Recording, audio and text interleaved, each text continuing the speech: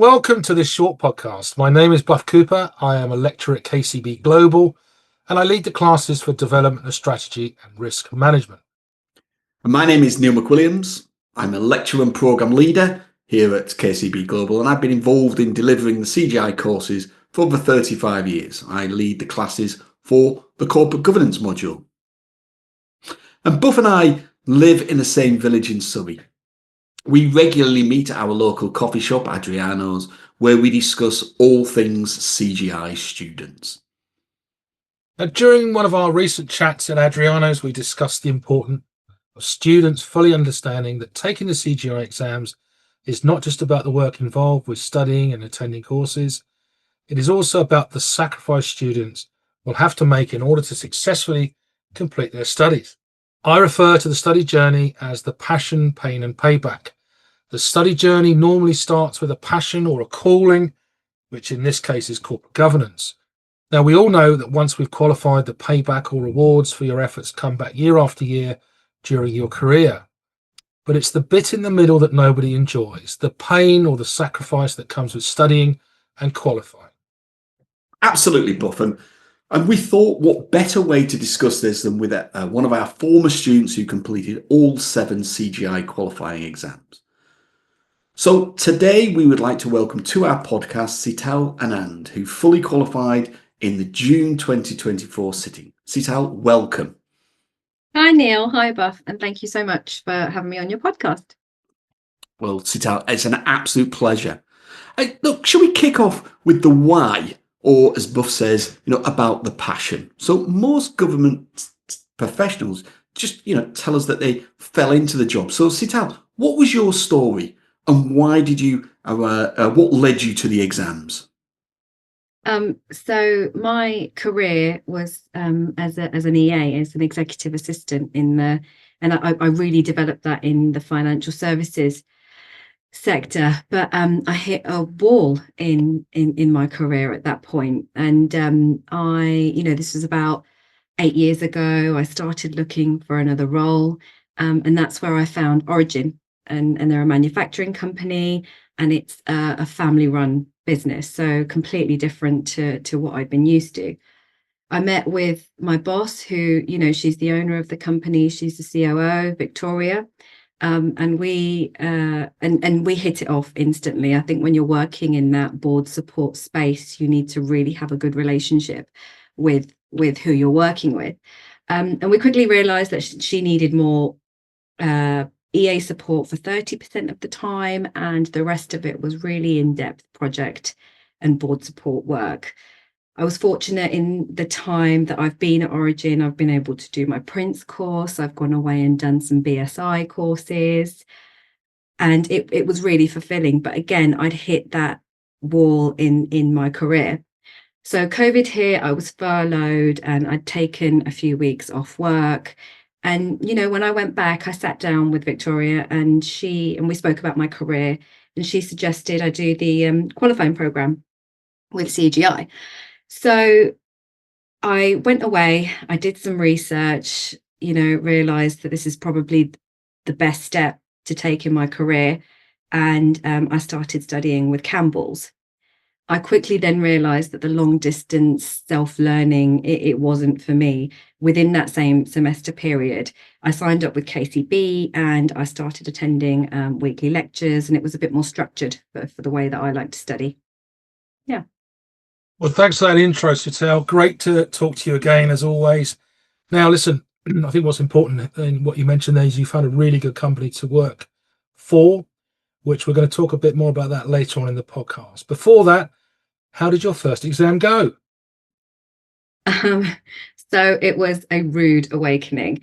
I hadn't studied since my degree, which I left university at 21. I'm now 33. I'm sitting these exams and it was tough. I failed at a rate of 45, but I am a mother. I have 2 children. They were 8 and 6 at the time. I'm married. I have a full-time job. So there was a lot to try and juggle. So when I'd failed, I kind of gave myself a little bit of time one day to feel sorry for myself, actually. and then realised my mum didn't raise a quitter, so got back on with it. But I don't know if you've seen the breakup with Vince Vaughn and Jennifer Aniston. She's obviously going through the breakup with Vince Vaughn, but her boss, she works in an art gallery, and tells her that she has to go home and feel sorry for herself for one day, and that's all I'm giving you. And yeah, I use that all the time. If I'm having a bad day or something isn't going my way, I'll just give myself that one day, and then you get back up and you get back on with it. So I love that, and the Vince Vaughn. So every time you have a rough day, Vince Vaughn just pops into your head. Well, Jennifer Aniston, actually. Or Jennifer Aniston. Yeah. Okay. Yeah, absolutely. As you know, to take these exams, you got to be tough, haven't you? You need a tough mental state of mind, and nothing can be gained from wallowing or mulling over the disappointments. You just need to dust yourself down and get back onto the horse. No, thanks, Sital. Thanks for sharing that. So, after your first attempt, what happened next? Yeah, I kind of failed. So it was my first attempt in learning. I have a Peloton, and those instructors were so pivotal in my studies because they are so motivational, and I'd see them most mornings anyway. But one of the quotes they used was fail, and that's your first attempt in learning. But I was so determined to pass those exams because I knew that I have it in me. So I sat down with Victoria. We kind of, and I have so much respect for her as a leader in the business because she shows so much empathy and emotional intelligence. So she was really supportive throughout this whole process. And so we outlined from beginning to end what my progression would look like as I got through the exams, the application of what I was learning into the business. And it didn't just mean title and salary, it meant the responsibilities, the position, what a rewarding career would look like for me going forward. And it was really open and honest and transparent for both me and for Origin. So although it was a massive blow to my ego and my confidence, I kind of dust myself off, get back up. But for me, I had to really, really start planning my life around these exams and modules. Oh, thank you, Sital. And how fantastic that you have that level of support from your employer, and it gave you those clear milestones to aim for, not just that pat on the back and a pay rise, but really meaningful changes to your career progression. Yeah, and as I said before, it was very transparent. I think when you go on this journey, you have to have that transparency with your employer because it is a big sacrifice you're making in your life, and they're sacrificing time as well. They gave me a day a week to study, and I used them up in my semester time. They are sacrificing their time as well and energy on you, so it's a two-way street. So, thanks for that. So, listen, tell us about your meticulous planning and why it was so important to your final exam success. So I realize that this may not be for everyone, but I am generally a very, very organized person, but I times that by probably 10 or 100. I planned every moment of my life, and I started to run my diary through I started to run through my diary and have spreadsheets. And each semester I would have a spreadsheet for the amount of hours I'm committing to each module. That's split into the percentage that I would give to each part, which are at the start of each textbook.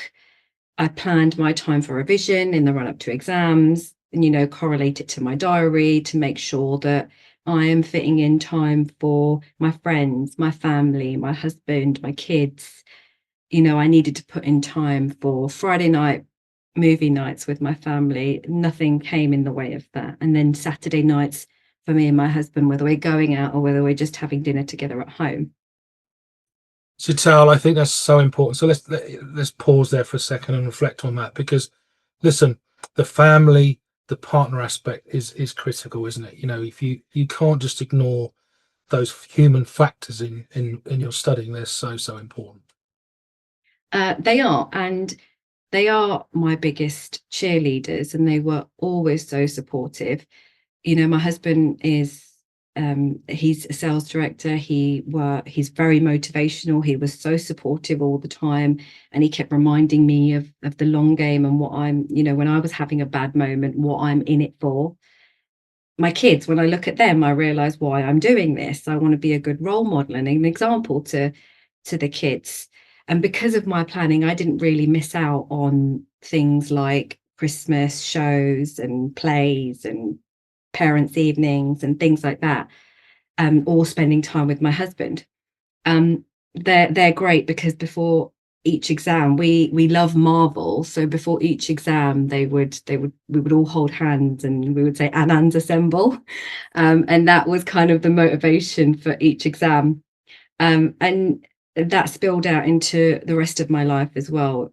You know, not just the immediate family that I live with. I got to spend time with my parents, my siblings, my friends, because you need a good support network to get through the exams.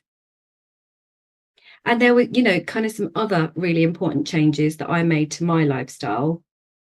I didn't drink in semester time, and that was so I could retain my information better. Having a couple of glasses of wine on a Friday night meant that I was a bit hazy on a Saturday morning. So I didn't want that. I wanted to get up and get straight into the book so I could give Saturday afternoons to my kids. I put in time for when I wanted to exercise, cook, even cleaning. But I had to be regimented to get through everything and fit in the other areas of my life that were equally as important as studying. And it does feel amazing now to take the foot off the gas, and live my life not so regimented. You know, the kids will still say to me now, yay, you know, mummy's not studying. But you do have to be really, really strategic with the time that you're giving to these exams. When the institute tell you that you need to commit 200 hours to a module, they're saying that for a reason.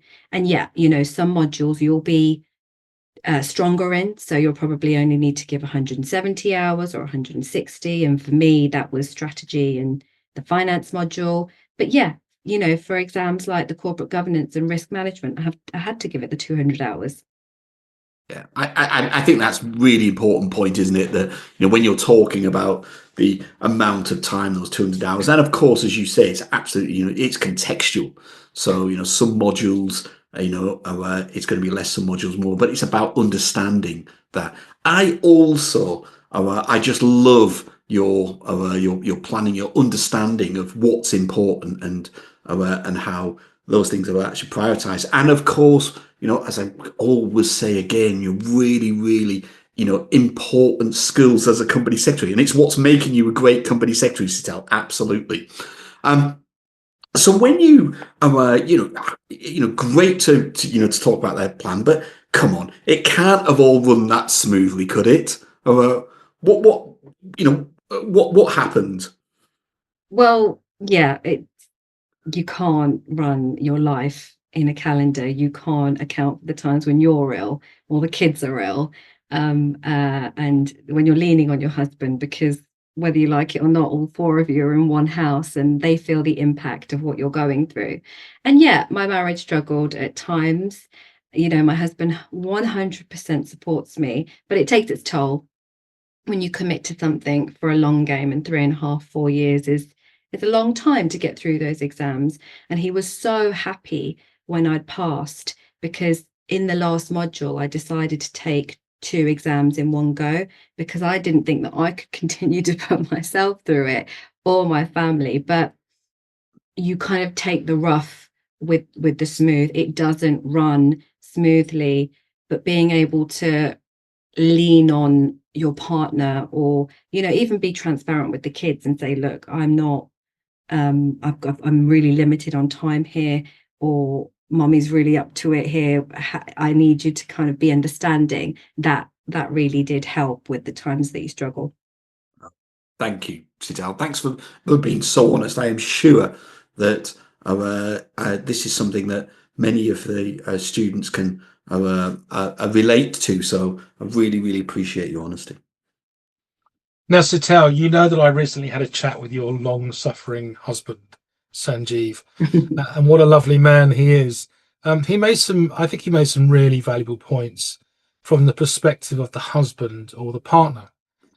He said when you first started to study, he had to find ways to entertain himself in the evenings when you were sort of studying till 10 o'clock at night. He told me the first thing he did was bought an Xbox and racing seats and a racing steering wheel, and he would disappear for 2-3 hours of an evening and play those games. And he said, you know, he sort of like realized he'd been sitting there for hour after hour, then you'd suddenly appear from your study sessions.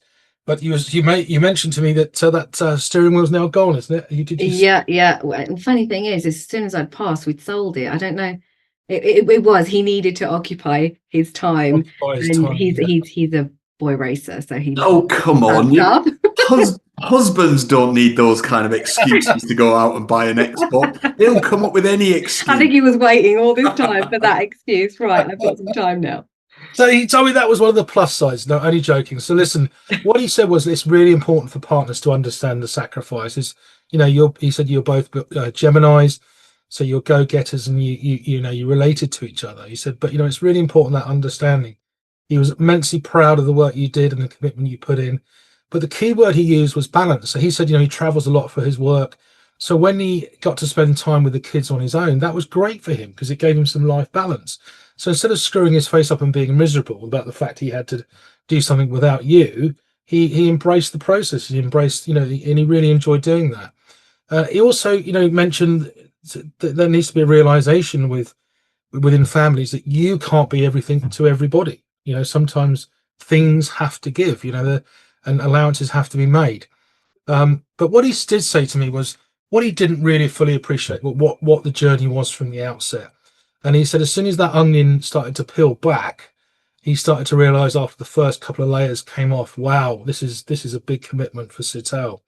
You know, and what he said is really partners need to understand what the outcome is of what you're doing, but also what the benefits are and what the pain is to get to that point.